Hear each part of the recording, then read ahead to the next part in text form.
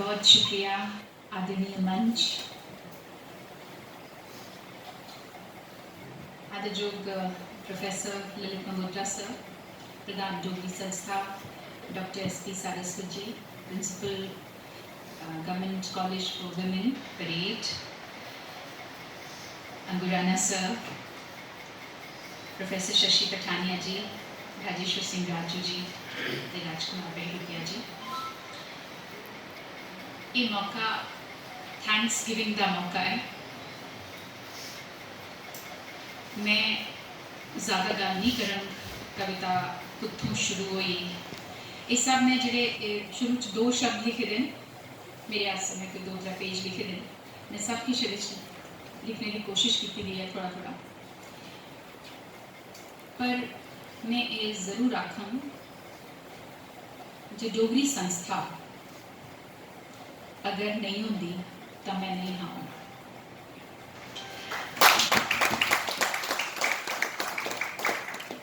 बचपन 6वीं 7वीं पढ़ते कविता पहली बारी लिखी, भी लिखती गई, भी बंद हुई,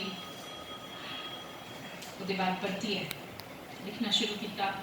थोड़ी थोड़ी टामी टामी जियां बरखा की फुहार पाँदी है ना, इं कदे कदे कविता आई जाती थी, कदे कदार वो मैं नोट डाउन करती थी।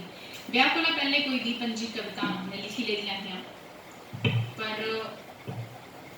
वो कुछ सांभी है ऐसी अलमारी च पाई हुई जिथे कि सिनकी और सिनके खाई हुई, पर मैं उन्हें रिवाइव किया, उन्हें थोड़ा चेता जो भी है उन्हें किया। खैर 11 अक्टूबर 2014 ये वो दिन हाँ जिस दिन मैं चकते डोगरी संस्था आई और खुद आखने पर आई।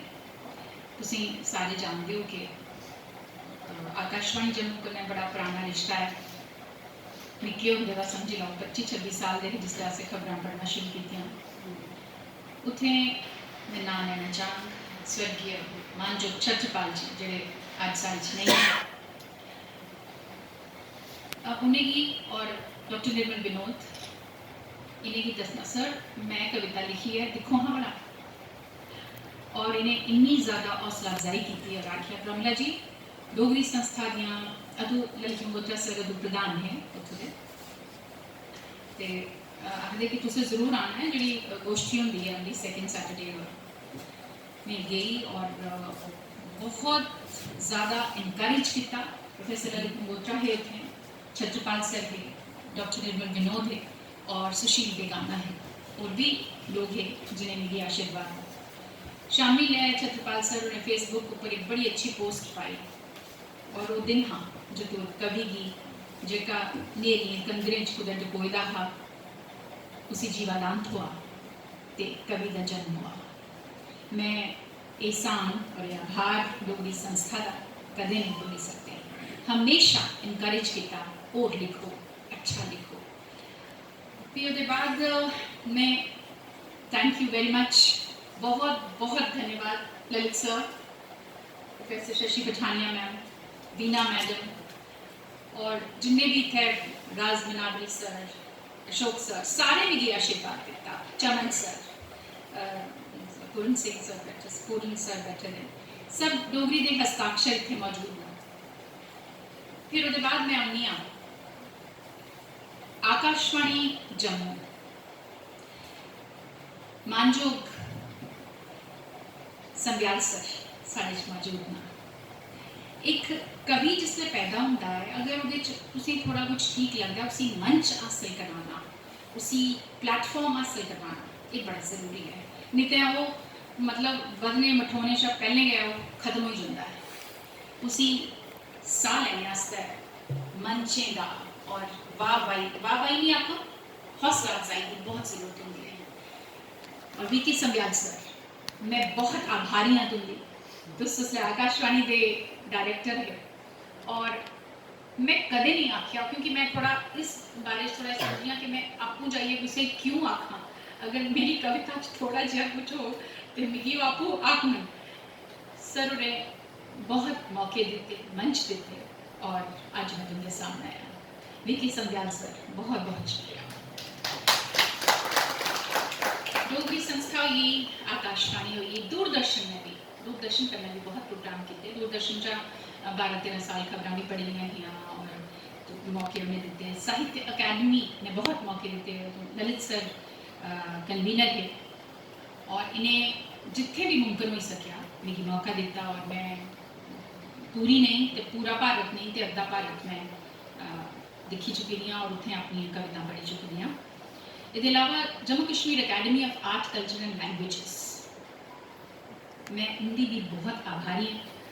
उन्हें भी मतलब जो भी उनके कार्यक्रम होंगे हैं, me as a writer as a poet मिगी आमंत्रित किया, मेशा किया और आज सच इतने पुजे है। मैं तुमका सबने का धन्यवाद करनी हाँ। निर्मल विक्रम मैडम बैठी हैं पीछे, मैं बहुत हौसला अफजाई। प्रमिला कुछ नामा लिखा मिगी सुना, मिगी नहीं पता वो वाकई अच्छा होंदा है या नहीं होंदा है, पर एक बड़ी भैन आंगर विजय ठाकुर दीदी बैठी दी, बहुत ये जिया होंदा ना कि सहारा देइए कुसा की ठवालना, ये सब वो लोग इतने मौजूद ना। शुभलक्ष्मी दीदी और मैडम अर्चना केसर, मैं बहुत डोगरी के हस्ताक्षर बैठे दिन थे, थम जिसी मैं आखा डोगरी के सब इतने बैठे दिन। बहुत प्यार, मान और इज्जत, आशीर्वाद तुंदा मेरे कन्ने रहा और मैं ये उम्मीद करनी हाँ। मेरी बड़ी भैन सुनीता पड़वाल इतने बैठे दी, सारे बहुत प्यार, इज्जत, मान, आशीर्वाद अपना दिता और मैं चाहनी हाँ कि मेरी कविताएं की उस इं गए मेरी किताब की जियां मिगी आशीर्वाद देंगे हो, मेरी किताब की भी आशीर्वाद दो। और बहुत बहुत शुक्रिया। एक शुक्रिया अदा करना चाहूँ मैं राजकुमार बेरूतिया का, थैंक यू जी, तुसे मिगी मेरी कविताएं कने मिलाया, क्या बात है, जिंदाबाद, थैंक यू वेरी मच। और आज मेरी कविताएं का तुसे मेरे कने परिचय कराया, बहुत बहुत शुक्रिया। और मैं मतियां गल्लां नहीं करन क्योंकि गल्लां मैं बड़ियां करनियां जिसले करना कोई यहाँ पे बटन जड़ा ना वो बंद होना मुश्किल हो जाता। और मैं सीधे कविताएं पर आनी हाँ, 2-4 कविता सर जिन्नियां भी तुस जरूर पढ़ियो जी। केड़ी सर? जींदे मरदे भाव, ये जरूर पढ़ियो जी सर, मैं सीधे लिखी रही हूं कितने हैं 87 ठीक है सर।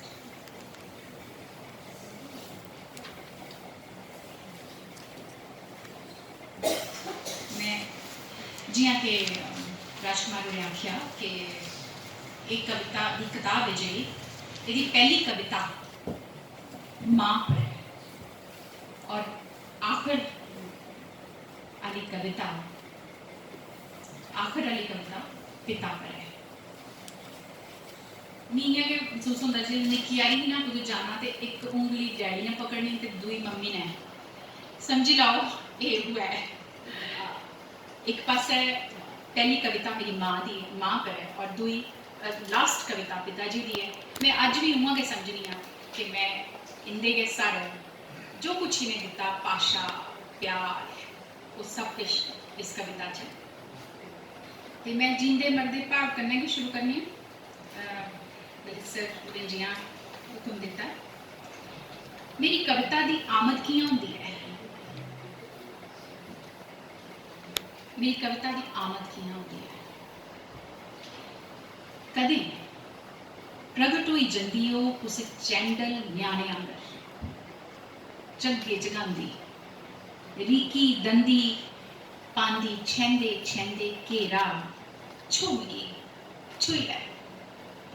पता उसी खरी चाली लक्ष्मण रेखा अज भी उवे अग उगलदी अमृत बनाना नहीं सिखिया उन्ना च।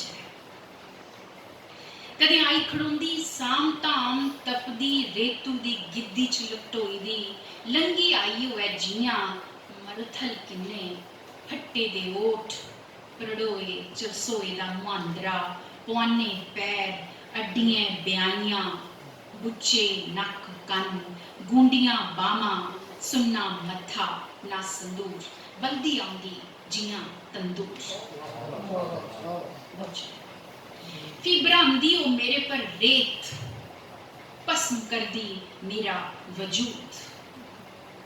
कदे आउंदी बाऊ दे फनाके आंगर खुशबू गए खुशबू खलार दी ब्यानू सूट लाए दे नथ टिक्का अर्ध चंदर सजाए दे गल बुगदी आला आर पाए दे बहुत शुक्रिया छन छन करदी शंगार बक्स हत्थें च लैते दे आई खड़ोंदी खलारी दिंदी शंगार दा सम्यान दिखदी रीझें कन्नै मिगी आखो मिन्नतां करदी मेरियां सजा ना मिगी सजाए आउंदे कदे तरपिन्न होए दे शमानी पुरके च लभदी जियां समुंदर गाइयै आई होऐ सिप मोती केसें चा किरदे ऑक्टोपस चमड़े दे पैरें च गैं गैं लहू लुहान त्रियाई दी व्याकुल मंगदी पानी पछोतांदी बिलकदी बोली पेई मिठी नदी ही कदें ठाठें बगदी सदी ही कदें समुंदरै खूसिया सारा नीर खारी होई गई मेजन सिर उतरदी कदें चन्नै परा उतरदी कदें चन्नै परा सत्ते घोड़े आले रथै पर सवार शीतल चांदनी च लटोई दी सुखने गोदे पाई जंदी चनां दे बगदे पानियै च बिसले चेते परवाई जंदी बेतरतीब जिंदड़ी थां थां बनकाई जंदी जीने दा हुनर सखाई जंदी मेरी कविता सियासत दे गलियारें शा दूर गोलमेज कॉन्फ्रेंसें शा दूर आतंकवाद दे कारणें निवारणें शा दूर दुनियादारी दे पेचें भलेचें शा दूर मग्न भावें दे महासागर च जित्थें पंगरदे न भाव उस्सरदे बधदे मठोंदे न भाव जींदे ते कदें मरदे न भाव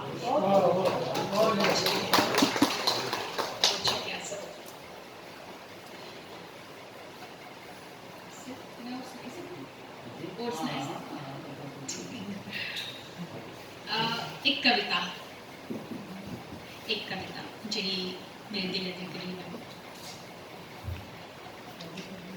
कविता थोड़ी लम्मी है चलो तुस आपू के पढ़ी जाओ बुआ दी देरी जेह्ड़े साढ़े डोगरा संस्कृति च सजावती और शिलावैंतियें दा जेह्ड़ा देरियां एह् साढ़े सग्गोसार संस्कृति दा हिस्सा न किन्नियां गै क्हानियां होंदियां क्यों बनी सजावती ठीक है मैं सनाई कहानी का सिरलिख है